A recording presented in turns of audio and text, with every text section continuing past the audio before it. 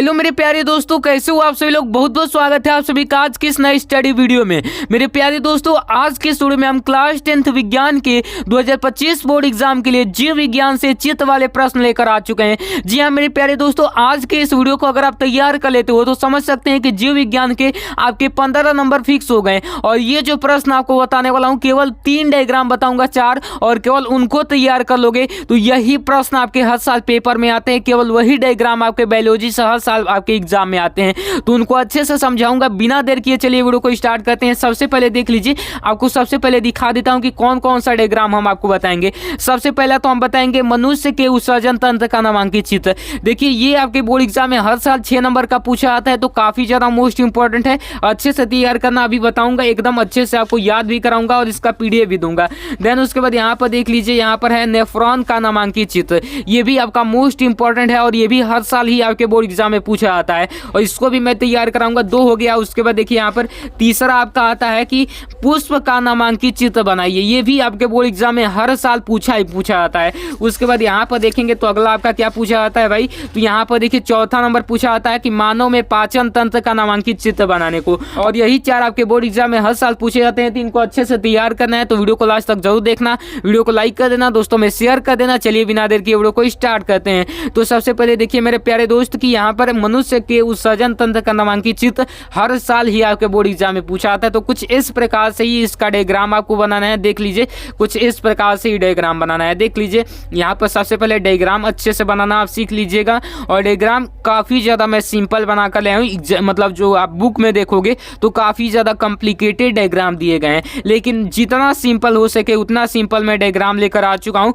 और इससे सिंपल भाई हो ही नहीं सकता। देखिए यहाँ पर सबसे पहले ये वाला जो आप पोर्शन देख रहे हो, इसका नाम है महाधमनी और उसके साइड में ही है महाशिरा। उसके बाद ये जो आप गोले गोले जैसी संरचना देख रहे हो, इसी को कहते हैं वृक्क। वृक्क यानी कि किडनी, इसी को बोलते हैं, ठीक। और इसके बाद यहाँ पर धंसा हुआ जो पार्ट देख रहे हो, गोले के बीच में धंसा हुआ ये पार्ट है, इसी को हम क्या बोलते हैं, हाइलम बोलते हैं। उसके बाद यहाँ पर ये नसें आई हुई हैं, इससे ये जो नसें आई हुई हैं इसको हम बोलते हैं मूत्रवाहिनी। मूत्रवाहिनी इसको बोलते हैं। और उसके बाद नसें यहाँ पर आई हुई है ना, तो यहाँ पर जो ये थैली जैसी संरचना है इसको हम बोलते हैं मूत्राशय। यहीं पर मूत्र एकत्र होता है। उसके बाद यहाँ पर ये जो आप संरचना देख रहे हो उसको हम बोलते हैं मूत्र मार्ग, जिससे मूत्र उत्सर्जित होता है। तो इस प्रकार से ही आपको डायग्राम बना देना है। बनाने के बाद कैसे लिखना है मेरे प्यारे स्टूडेंट, देख लीजिए। सबसे पहले लिखना है वृक्क। वृक्क के बारे में सबसे पहले लिखना है, क्योंकि वृक्क के बारे में ही ये सारी चीजें हम पढ़ रहे हैं। तो वृक्क के बारे में लिखेंगे कि यह एक जोड़ा सेम के बीज की आकृति का होता है। यानी कि ये सेम का बीज आपने देखा होगा, सेम आप जानते होंगे कि सेम का सब्जी बनता है, उसी के बीज जो होता है उसी की आकृति का होता है ये। और यह गहरे भूरे रंग का होता है, यानी कि गहरे भूरे रंग का होता है। आप देखे होंगे तो सर्च कर लीजिएगा, गूगल कर लीजिएगा किडनी का चित्र।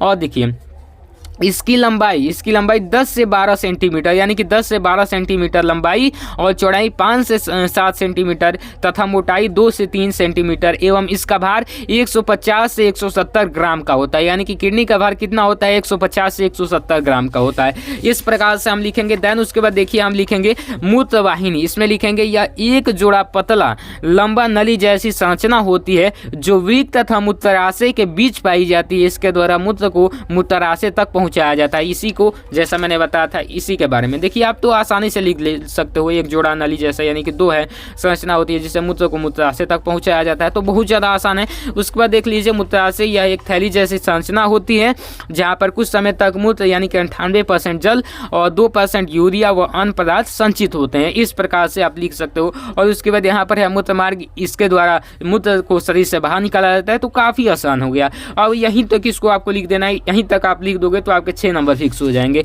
देन उसके बाद यहाँ पर देखिए, यहाँ पर अगला आता है आपका नेफ्रॉन, जो कि हर साल आपके बोर्ड एग्जाम में इससे भी पूछा जाता है कि नेफ्रॉन का नामांकित चित्र बनाइए और इसके बारे में अच्छे से बताइए। तो देखिए भाई ये भी 6 नंबर का पूछा जाता है, काफ़ी मोस्ट इंपॉर्टेंट है, अच्छे से तैयार कर लीजिएगा। सबसे पहले देखिए भाई ये मच्छर कहाँ से आ जा रहे हैं, मच्छर को हटाइए, ये भी पढ़ने आ जा रहे हैं। भाई देखिए इतना अच्छे से पढ़ा रहे हैं कि मच्छर भी पढ़ने आ जा रहे हैं, समझ सकते हो आप। तो आप क्यों नहीं अच्छे से पढ़ रहे हो, देखिए भाई हट जा तू। हाँ चलिए यहाँ पर देखिए इस प्रकार से संरचना बनाना है। देख लीजिए कुछ इस प्रकार से संरचना बनाना है नेफ्रॉन का। और नेफ्रॉन का संरचना बनाना बहुत आसान है। सबसे पहले यहाँ से स्टार्ट कीजिए, ऐसे एक कटोरे जैसे संरचना बनिए, फिर ऐसे घुमाते हुए इस प्रकार से लाइए और फिर यहाँ से कम कर दीजिए, फिर पतली पतली बना दीजिए, फिर घुमाते हुए लेकर एक डंडे में फंसा दीजिए। हो गया ये आपका नेफ्रॉन का संरचना। इसी प्रकार से इसका नाम दे देंगे संग्राहक नली, उसके बाद कुंडलित नलिका और अपवाही चाप, और इसको आरोही चाप, इसको आरोही चाप। उसके बाद इसको जो कटोरे जैसे संरचना होती है इसको हम वुमेन संपुट बोलते हैं।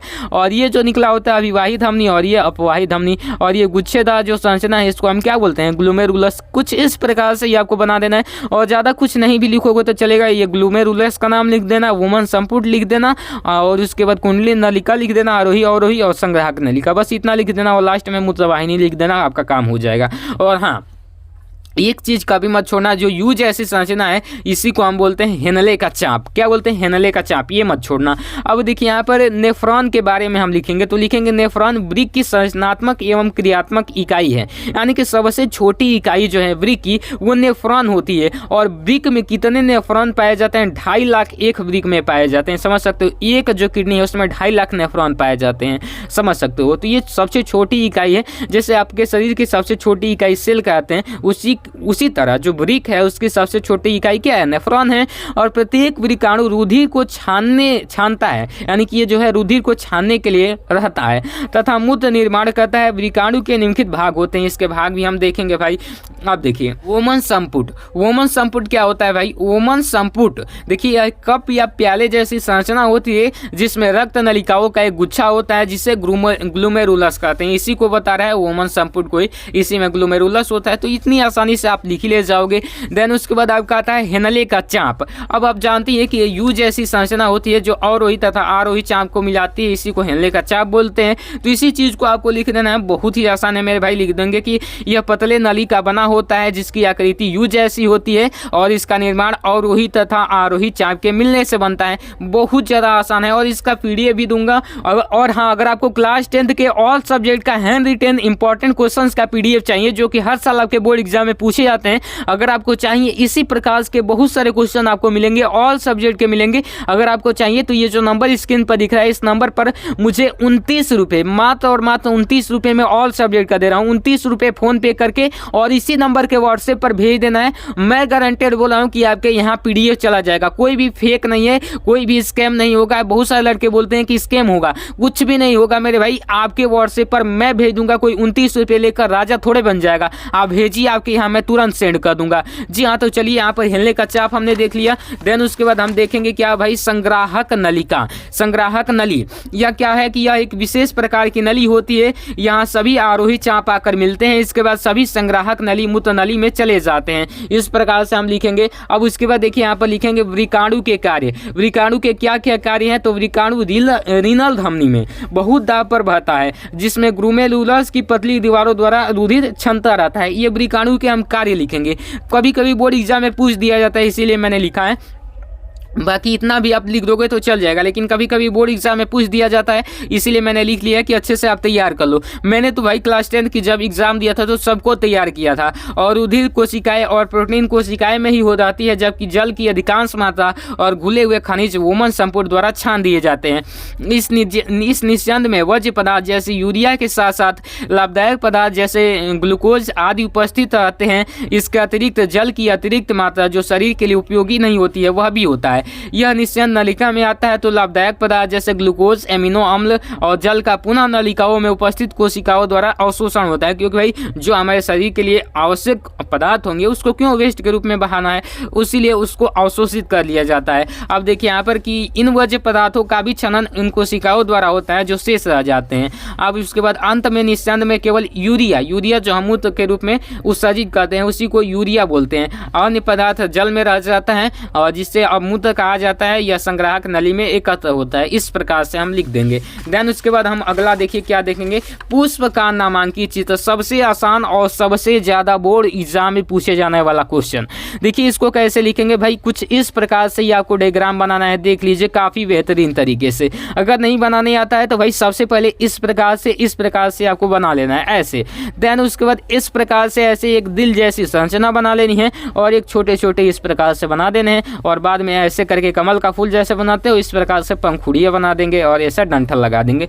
बहुत ज़्यादा आसान है, कोई कॉम्प्लिकेटेड नहीं है, क्योंकि मैंने सारे डायग्राम इतने आसान तरीके से लिखे हैं कि आपको कोई नहीं ऐसा देगा। और इस प्रकार से आप क्या करेंगे कि ये जो आपका ऊपर वाला पार्ट है इसको हम क्या बोलते हैं, लिख देंगे। भाई लिखना जरूरी है, डायग्राम आप बनाओ तो जितने भी उसके पार्ट्स हैं उनको नामांकित करना जरूरी है।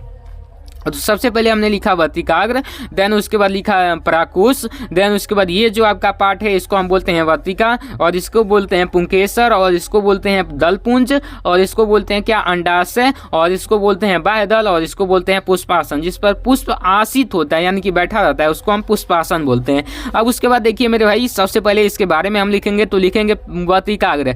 यह पुष्प का सबसे ऊपरी एवं कोमल भाग होता है जो शुष्क एवं चिपचिपा होता है, जो परागकणों को ग्रहण करता है। उसके बाद हम लिखेंगे वर्तिका, यह वर्तिकाग्र तथा अंडाशय के बीच वाला भाग है जहां पराग नली विकसित होती हैं। उसके बाद लिखेंगे पराकुश। अब इसमें लिखेंगे यह पुंकेसर तथा मुख्य भाग होता है जहां परागकण पाए जाते हैं। उसके बाद लिखेंगे पुंकेसर के बारे में, तो यह फूल जैसे या फूल वाले पौधों का नर प्रजनन अंग है, इसमें परागकण उत्पन्न होते हैं। इस प्रकार से हम लिख देंगे। देन उसके बाद यहाँ पर देखिए अगला लिखेंगे हेडिंग अंडाशय। इसी में था अंडाशय, तो इसके बारे में लिखेंगे कि यह एक स्टिकेसर का मुख्य भाग होता है जो पुष्प के आधारीय में स्थित होता है, जो निषेचन के बाद फल में बदल जाता है। उसके बाद हम लिखेंगे बाह्यदल। अब बाह्यदल में क्या लिखेंगे, पुष्प के सबसे बाहरी चक्र को बाह्यदल कहते हैं।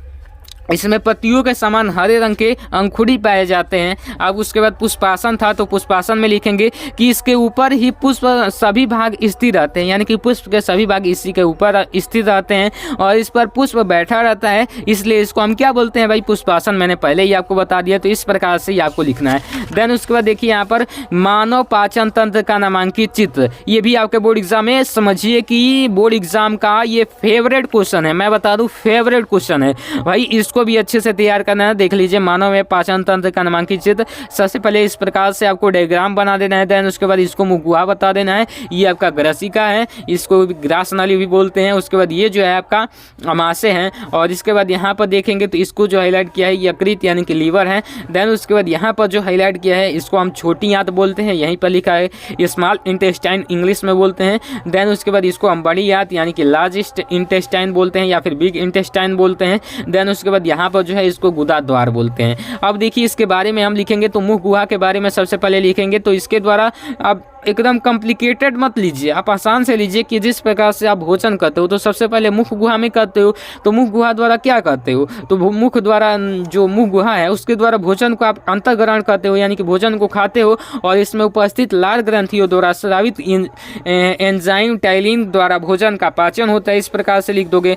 देन उसके बाद यहाँ पर लिखोगे ग्रसिका, और ग्रसिका में लिखोगे यह एक नली जैसी संरचना होती है, इसके द्वारा भोजन अमाशय तक पहुँचता है। उसके बाद अमाशय लिखोगे यह एक थाली जैसी संरचना होती है, इसमें भोजन संचित रहता है। इसके अतिरिक्त यह सतह पर उपस्थित जठर रस द्वारा भोजन का पाचन इसमें होता है। इसमें क्या होता है, जठर रस होता है जिसको HCl यानी कि हाइड्रोक्लोरिक एसिड कहते हैं, उसके द्वारा भोजन का पाचन होता रहता है। तो काफ़ी आसानी से आप लिखोगे। देन उसके बाद देख लीजिए यहाँ पर अब अगला लिखेंगे यकृत। यकृत के बारे में लिखेंगे तो यकृत यानी कि लीवर, तो लिखेंगे यह मानव शरीर की सबसे बड़ी ग्रंथि है। ध्यान रखिएगा, मानव शरीर की सबसे बड़ी ग्रंथि क्या है, यकृत है। और इसमें पित्त रस का स्राव होता है, और पित्त रस कैसा होता है, क्षारी होता है, जो कि भोजन को पचाने में महत्वपूर्ण भूमिका निभाता है। पित्त रस जो होता है भोजन को पचाने में महत्वपूर्ण भूमिका निभाता है। अगर भोजन को क्षारीय न बनाया गया तो स्मॉल इंटेस्टाइन में भोजन जाकर पचेगा ही नहीं, तो ये मतलब इंपॉर्टेंट बात है। उसके बाद देखिए छोटी आंत, यह एक पतला लंबा कुंडलित जैसी संरचना होती है, इसकी लंबाई 6 मीटर होती है।